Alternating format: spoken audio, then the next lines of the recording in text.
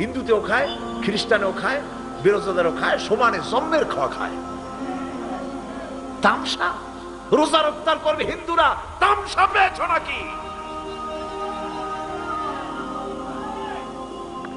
রোজাদার ইফতার করে যে মজা পায়, ছোলা চাবাইয়া মুড়ি চাবাইয়া রোজাদার যে মজা পায়, বেরোজাদার কি সেই মজা পায় ইফতারে? না। ছাগলে ঘাস খাইলে যেমন লাগে, ওর ছোলা মুড়ি ওই রকম লাগে।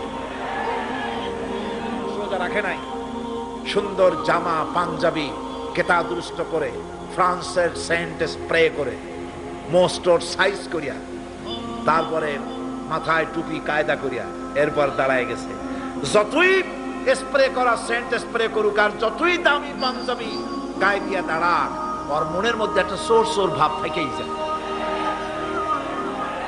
ও মনের দিক থেকে ফ্রি হতে পারে না।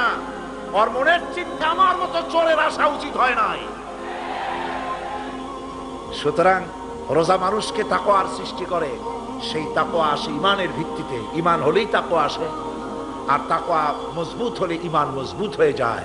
ইমান এবং তাকওয়ার সাথে হচ্ছে গভীর সম্পর্ক। এই সম্পর্ক স্থাপন করতে হবে ইমানের সাথে আর তাকওয়ার সাথে।